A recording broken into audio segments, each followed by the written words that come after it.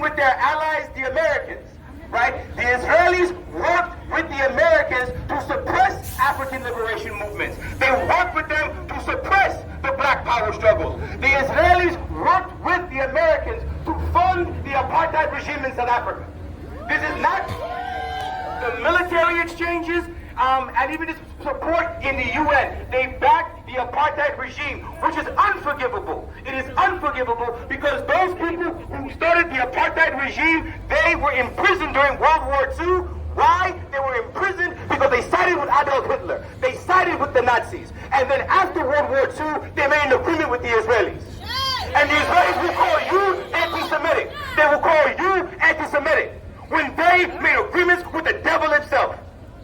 You understand this? And so when we talk about solidarity, I come from a movement called SWAPO, the Southwest African People's Organization. This is the movement that tried to bring independence to Namibia. We trained with the Palestinians. They helped train us as well because we were fighting together against the same enemy.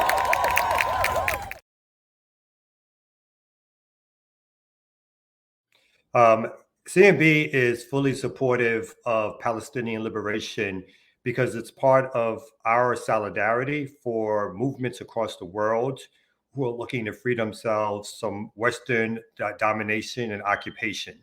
The quick history of Palestine is that it is a settler colonial area, an area settled by Europeans who happen to practice the religion of Judaism. And it is a settler colonial nation, speaking of Israel, just like the United States is a settler colonial nation, just like Canada is, just like Australia is. And CNB, as part of its larger mission of being a liberation organization, supports all folks and organizations and peoples who are fighting to hold on to their homelands, to fight for their indigenous rights in their homelands, and not to be conquered and taken over by Western Europeans who are trying to dominate their land. And obviously, there is a long history of support from the Black liberation movement to Palestinians. We can go all the way back to Malcolm X, who famously came out and supported the Palestinian struggle over Zionism when most Black organizations or most organizations weren't saying anything about it whatsoever. Later on, as we go upwards towards the Black Panther Party, they also understood the nature of Western domination in the Middle East, and that nature was connected to the international struggle of liberation that people were fighting all over the world. And so the Panthers themselves also did visits. Malcolm did visits. People sat down, talked with, at the time, the Palestinian Liberation Organization, which was the leading edge of Palestinian resistance to colonialization by the Israelis. And so we think it's extremely important that we struggle against that and that we fight for that as it's part of our tradition. Lastly, Zionism for us is equal to racism because Zionism is the same thing as manifest destiny. No one has a right to suggest that through their religious practices that they have a right to dominate others. And as manifest destiny suggested that Europeans had a right to conquer the land here in North America because God wanted them to, no one has a right to say that God gives them the land that they weren't born on or the land that their ancestors don't come from. And so during, the long history of Palestine or that region is, of course, you had people who practice Islam, other traditional religions, Judaism, Christianity, all of that was there. But there's no doubt that the modern history of Palestine is one in which Palestinians who were majority practicing the religion of Islam were on the land and it was their land. It was only through Zionism as an idea that they decided to colonize, they being the Israelis or the Zionists, I guess I should say at the time, decided to colonize the land of Palestine. And remember, it wasn't their first choice. They were looking at land in Latin America. I think if I remember correctly, Argentina. They were also looking at Uganda. So they settled on taking over Palestine, and the British gave them the land. The United Nations in 1948 declared Israel a country. No one asked the Palestinians. No one conferred with the Palestinians. No one told the Palestinians that they had to. No one suggested to the Palestinians that they needed to enter into some bargain to have their land taken away. So, for all those reasons and more, we must expressly condemn Zionism, as Zionism is akin to manifest destiny. It is akin to apartheid rule. It is akin to Western domination, Western colonialism, subtle colonialism. And those are all things that we as community movement builders and the larger Black liberation struggle have always fought against. Hello, could you introduce yourself? My name is Reverend Kiana Jones. I am the Stop Cop City organizer with Community Movement Builders. All right, awesome. Could you tell us a bit how you got involved in the struggle to stop Cop City? Got involved in the struggle to stop Cop City just because I lived in the area. I had heard about Cop City and really didn't think that it would ever happen, to tell you the truth. But when I saw that the Atlanta City Council and the mayor were trying to move forward just intentionally without community input, I definitely made the decision to get involved in the struggle against Cop City. I was already working as an organizer with another organization at the time. I was working for a voting rights organization, and we have been in partnership with Community Movement Builders, Southern Center for Human Rights, Women on the Rise, and a number of other organizations in the Communities Over Cages Coalition. And we have been fighting to close down the Atlanta City Detention Center.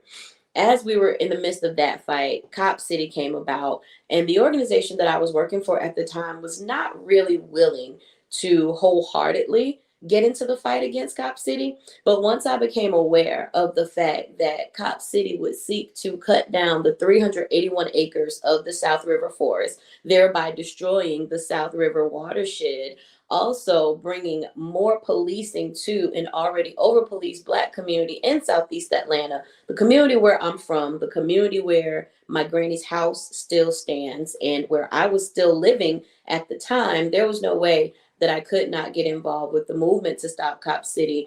I began to organize just in community with other comrades who were doing things against Cop City. But I eventually left that other voting rights organization, and I came to work with Community Movement Builders so that I could work to stop Cop City full time, because I knew that there was no way that I could really half-ass any type of involvement in this movement. Like, those are my people. That's my neighborhood, my community, where I'm from.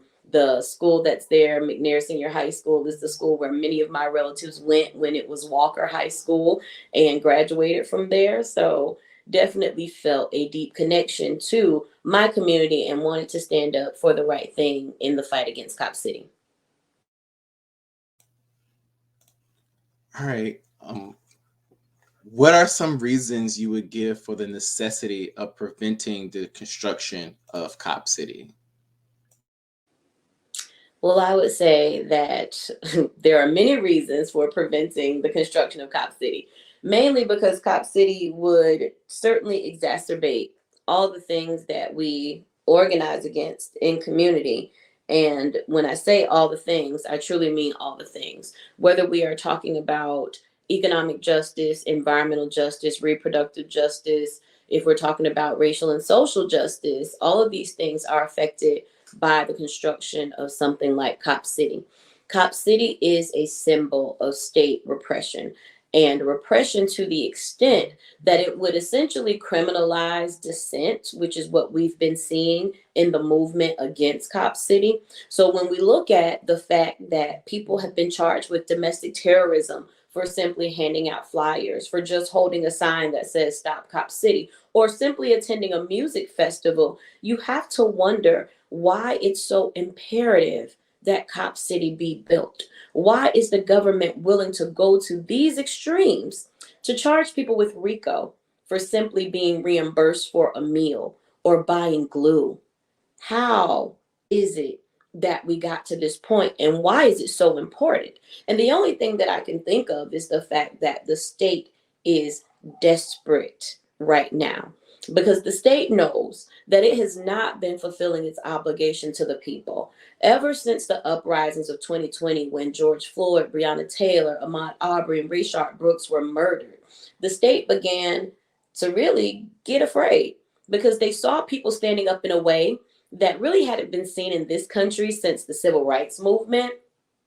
And what the people showed was that the people united truly cannot be defeated, but also that there was a move in this country of people against government, because what we saw was that government was not here to take care of us. Government was not really of the people, for the people, and by the people. The government was being run by major corporations, which many of them are supportive of police foundations, like the Atlanta Police Foundation wants to build Cop City.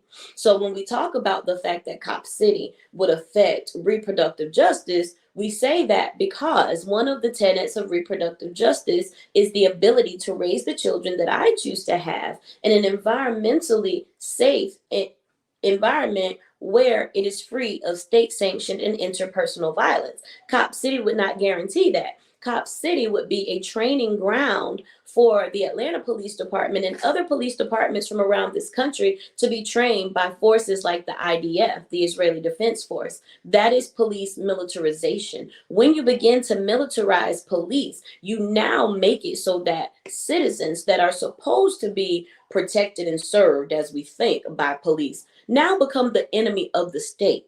So you have local police departments being trained military style against its own citizens. That doesn't quite make sense to me, and it doesn't sound like a particularly advantageous position for community members. So Cop City is not good for us. It's not good for our environment, definitely, because cutting down 381 acres of forest land, the South River, which is known as one of the four lungs of Atlanta, that means we literally need those trees to breathe.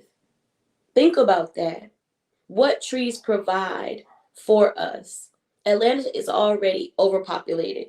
The traffic is crazy. Pollution is super heavy in Black areas, predominantly Black areas. We have seen throughout history that those areas are victimized by environmental racism at alarming rates. Cutting down 381 acres of trees and destroying a very vital part of our community in the midst of a global climate crisis, that sounds like more environmental racism to me. And so when you think about how we live in community, how it is that we raise our children, predominantly Black communities being more prone to conditions like asthma already, when you cut down 381 acres of trees so that pollution is not being processed, so that now we have crazy air quality advisory alerts in Atlanta now. We're getting them more and more often, just because they've started to even cut down part of those 381 acres. Cop City can't possibly be good for environmental justice. If you look at it from an economic justice standpoint, how is Cop City going to be good for the economy here in the city of Atlanta, in South DeKalb County, where they want to build it? I don't see an answer to that. I don't see that it could be good for the economy, because the people who are employing the people working construction for this project aren't going into the community to say, hey, do you need a job? You can come work for us. There was no requirement or stipulation by the Atlanta City Council that as they were going to contract for the completion of the job, that they would have to hire a certain amount of community members. Not good for economics in this part of Atlanta. And when you think about it, when you have a structure like Cop City that is built in a community, gentrification is usually accelerated after that. So what that means is Black families getting pushed out, not being able to stay where they are, and now more Black families are struggling economically. So I don't see how Cop City could be good for us. How does the struggle against Cop City connect with the struggle for Black liberation in general? Well, the struggle against Cop City cannot be separated from the struggle for Black liberation any more than it can be separated from the struggle to free Palestine. What we see with Cop City is that this is just another facet of settler colonialism taking place and trying to settle in where Black people reside. When you think about what colonialism is and American imperialism and how it has spread around the world, you look at countries like Africa where there is actually something that is called AFRICOM. AFRICOM should not exist. This is an arm of American imperialism. Those of us who are here in the South of the United States, we have a very similar plight to the people in the global South around the world. The same type of oppression, the same type of colonialism and imperialism that has been spread into those countries, we see here, and we are living in that state right now in the South of the United States. So when you talk about the struggle to stop Cop City, it is inherently connected to the struggle for Black liberation, because in all of these places, what we see is the U.S. military going in, militarizing local police, turning them against the people who live there. And that is exactly what would happen with Cop City, because Cop City is a militarized training facility. Original plans for Cop City call it a site for urban warfare training. That would be a city where a mock city where they would practice military operations on urban terrain, which means that you are seeking warfare against your very own people, your people who live in the community. So when you think about the struggle for Black liberation and you see how Black people have been over policed throughout history, whether it's imperialism, whether it is colonialism, you always have an oppressor coming to where Black people are saying, you are going to obey me because I'm superior to you. We have the same thing with Cop City, whereas our police, who are now essentially the military, are coming into our community to say that we have to bow down to them because they are now the only authority. Yeah, you mentioned Israel and Zionism. Could you speak more about the connections between the movement to stop Cop City and international struggles, like including maybe AFRICOM or what's happening with Israel and Palestine as we speak right now? Absolutely. When we think about the uprising in Palestine and the people who are supporting Israel's genocide of the Palestinian people, the only thing that I can think to remind people of is that the U.S. is supporting this genocide. And what can we be reminded of when we think about the U.S. and the killing of innocent people? Look in our very own country, right? In the so-called United States of America, police are allowed to kill Black people with impunity every day, and rarely are they brought to justice. We see the same thing in Israel, in Gaza, with the Palestinian people, where they are constantly being oppressed. I mean, Gaza is known as the world's largest open air prison.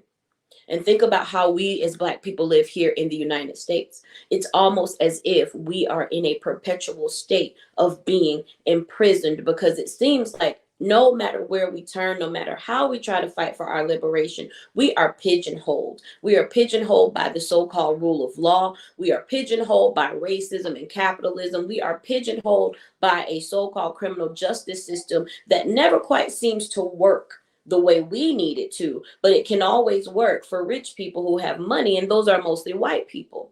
We see the same thing in the struggle for Palestine against the imperialistic nature of Zionism. Zionism is tantamount to manifest destiny. The same way that settler colonialism spread through this country centuries ago, where white people thought, okay, it's just my destiny to rule this land. It's my destiny to have dominion over everything in this land. It goes back to a type of white Christian nationalism that fuels Zionism, wherein those same people who are white Christian nationalists will say, Israel is God's chosen people. So they are superior. So they are supposed to have. And it doesn't matter how many people they rape, how they murder, how they pillage, how they plunder. It doesn't matter that they're willing to bomb a hospital with children in it. Those are God's chosen. So therefore, we must be on their side. And oh, I forgot, Israel is humanity. Palestine is savagery.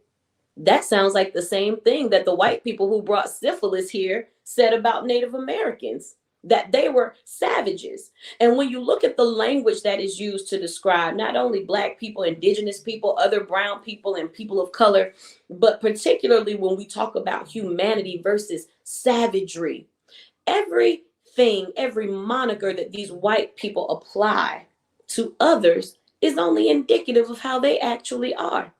You had people who came to this land who stole from Native Americans. They raped their women, they killed their children, they plundered and pillaged their villages, they burned their crops, but they called Native Americans savages. Who is the savage in that case? They enslaved Black people, brought them here to work their plantations, nurse their children, work in their fields until they worked their fingers literally to the bone. They made them work from sun up past sundown perpetually, but then they labeled them the N-word, meaning lazy. But who is the N-word in that situation? Who is the lazy person? Who is the one who is willing to beat a person halfway to death in order to make them work? Because you don't want to do work. Look at language, because language is extremely important as to how we struggle together, as to how we show up in struggle, and as to how we're able to call out things for what they truly are. Because when we look at the language that's being used, it is nothing but a mirror of what we've already seen, and also a reflection of those things that are inherent to the oppressors. Yeah, thank you. Thank you definitely for speaking on that. Has any aspect of the struggle against Cop City inspire you in any way? The aspect of the struggle to stop Cop City that inspires me the most is the intersectionality and the way people have come together. Seeing people working together now who might not have met under other circumstances is extremely inspiring. We have people who came into this movement who were strictly like, I am an anarchist and I don't even believe in government, so forget about all of it. Let's burn it down. And then we have people who came into this movement who are strictly about saving the trees and they want their green space, but oh, we might need cops for some things. I don't know.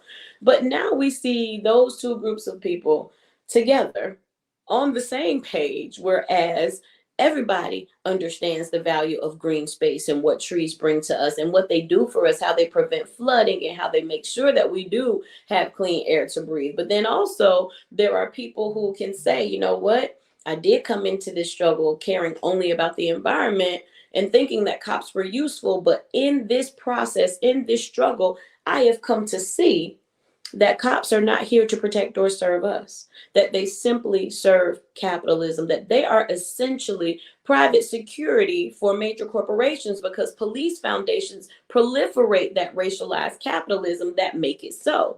So now what we have is a big movement, a cross-sectional movement of so many different people who came for so many different reasons, but now really do see eye to eye, but are now really on the same page, and they all value the diversity of tactics that we have within this movement. And I don't think there is anything that I've seen that is more inspiring than that, because the solidarity that's here is something that I haven't seen in other struggles.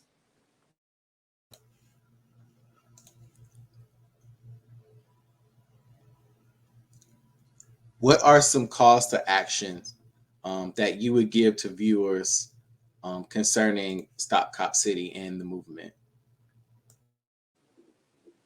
Well, the main thing that I would say is support the movement to stop Cop City in any way that you can. If you are on the ground in Atlanta, we are having a week of action that will begin November 6th. That week of action will be November 6th through November 13th. If you're in Atlanta, definitely look out, watch our socials, Community Movement Builders, watch the Stop Cop City Instagram page. CopCityVote.com is still up and thriving because we are still in the referendum process. We do still need help with pushing the Atlanta City Council to put this referendum on the ballot so that the people can have their fair say in whether or not Cop City will be built. You can donate to Community Movement Builders. You can find us at communitymovementbuilders.org. We are an organization that is raising funds for different aspects of the movement. If you want to donate to the referendum specifically, go to copcityvote.com, and you can donate to the referendum because we are still also tied up in a lawsuit with the mayor of the city of Atlanta and the attorney general, and we do have legal fees. We also want to make sure that we can press as much as we can in every way that we can so that we can get these city council members to put it on the ballot. Also, you can follow CopCitySolidarity.com if you are in other parts of the country and you want to know how you can be in solidarity with us. The Southern Center for Human Rights is the operation that has the Lawyers Bridge that is helping those who have been charged with RICO to find lawyers. So you can go to the Southern Center for Human Rights and click on Lawyers Bridge. You can find out more about how to support those people who are being charged with RICO with legal support. And I think that's about it. You can find pretty much all that you need to know at communitymovementbuilders.org. You can go to defendtheatlantaforest.org. Also, like I said, follow the Community Movement Builders and Stop Cop City Instagram pages. You will find a plethora of information, also updates on the week of action that's coming up.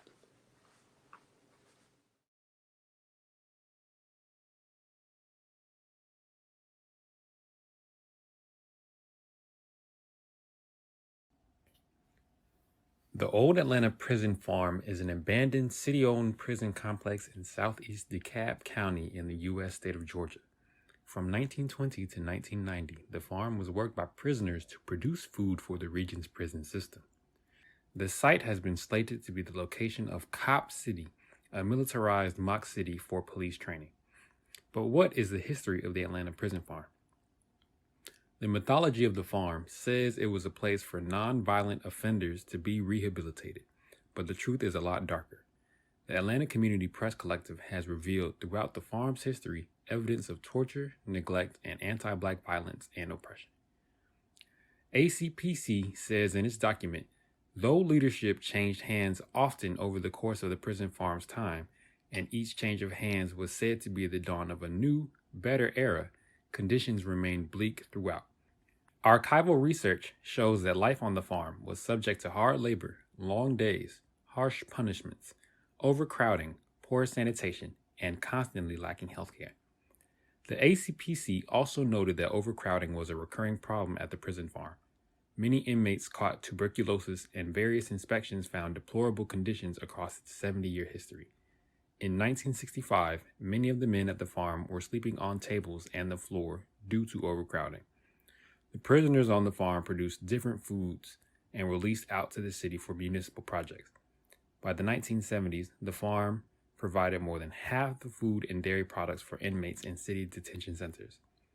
Black women faced brutal exploitation on the farm. They were also subject to various forms of sexual violence. White guards were known to send Black women to a less occupied area, supposedly to do extra work, but upon arrival, the prisoners would be raped by the guards. If they refused, they were given a hard way to go. The conditions have been described as slave labor. In the 1980s, Atlanta was sued by the ACLU because of its inhumane condition. Prisoners were kept in a hole where they were held up to 23 hours a day without baths for days at a time. There have been incidents of brutality on the inmates throughout its history. One man had been sprayed with insecticide and died. Other inmates would die from suspicious circumstances like becoming sick or dying shortly after an incident with a guard that was never recorded in detail. Cop City will be another iteration and chapter in Atlanta's history of funding and promoting state-sanctioned violence. Whether it be through a prison farm or a $90 million playground for police militarization, the Black Mecca has been a site of the exploitation and the repression of poor Black people. Hey everyone, this is Curtis with Community Movement Builders. I'm here today to express my unconditional solidarity with Palestine and for free Palestine.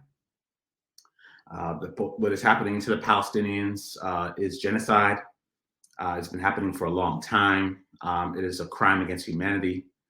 And in no way should this crime against humanity be legitimized by the crimes against humanity that the Jews experienced during the Holocaust. Zionism is akin to Nazism. They are both genocidal white supremacist ideologies. And given that I come from people that have also experienced genocide and white supremacy, we stand in complete solidarity with the Palestinians in their struggle for liberation against that ideology. America itself was founded upon the enslavement of Africans, the genocide of the indigenous, and settler colonialism has produced genocide all throughout the world. It's produced genocide in Australia with the Aborigines. It's produced genocide in South Africa. The South African apartheid regime was actually strongly supported by Israel. It's, of course, experienced genocide here in America and resulted in genocide in New Zealand and every other place that it has gone to. So settler colonialism is one of the most dangerous genocidal ideologies in the world, and it must be strongly opposed by any means necessary.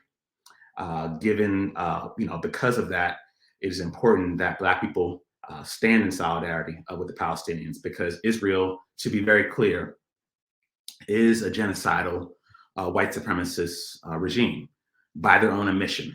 Some of the Israeli officials call Israel the white man's country. The Black Jews that come there are oppressed. They are killed by the police. They are forcibly sterilized with Depo-Provera, which is one of the same drugs used to sterilize Black women here, and which USAID uses to sterilize Black women all across the world. So it's important to realize the connections between the United States, which is the biggest enemy of Black people, and their oppression of the Palestinians and also Black people in Israel. Israel is pretty much a 51st state of the United States. So, given that the United States is the biggest global enemy of African people, we must oppose all their allies. And we must also know that their allies are also going to oppose us by any means necessary. Basically proof of the pudding in that is their support for the apartheid regime and a whole host of genocidal regimes in Africa. So, definitely do not be confused by the calls for Palestinians being terrorists, for kind of both-sided issue of oppression. It's important to recognize that the cause of this, of this conflict is Zionism, and that Zionism must be defeated. And we also must recognize that Zionism is the extension of American imperialism, which also must be defeated as well too. And even furthermore, it's the extension of white supremacy, which also must be defeated. Otherwise, humanity will not be here. We are facing, the extinction of our species because of white supremacy. Anti-Semitism is due to white supremacy. Anti-Black racism is due to white supremacy. Anti-Muslim racism is due to white supremacy. And the genocide that the Palestinians are experiencing is due to white supremacy. So we as Black African peoples must be opposed to white supremacy anywhere that it manifests, and thereby free Palestine, and we stand in solidarity with them.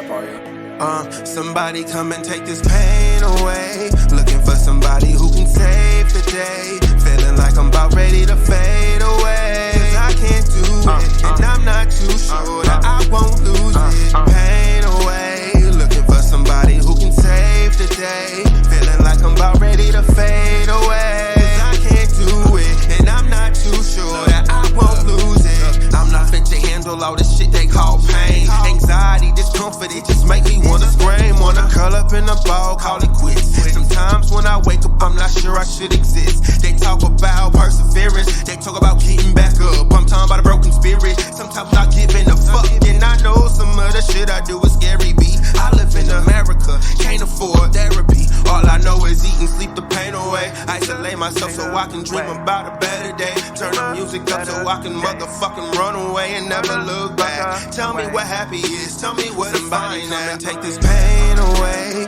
Looking for somebody who can save the day. Feeling like I'm about ready to fade away. 'Cause I can't do it, and I'm not too sure that I won't lose it. Pain away. Looking for somebody who can save the day. Feeling like I'm about ready to fade away. 'Cause I can't do it, and I'm not too sure that I won't lose it. I'm decent enough, do I not deserve to sing songs of happiness like flocks of birds? I'm high for words, got to serve up on these lyrics. How else can I express that I am motherfucking serious? Sometimes I look in the mirror and like what I see, but then I look again and I don't like what I see. Capitalism, man, it's just a pyramid scheme. Dollar bills are blue, but remember when they were green? When I was younger, I would talk about my dream job. Yo, my nigga, what the fuck's a dream job? That right there's a motherfucking scheme, Bob. In the meantime, if I keep on singing, I'll be fine. Pain away, looking for somebody who can save the day. Feeling like I'm about ready to fade away. I can't do it, and I'm not too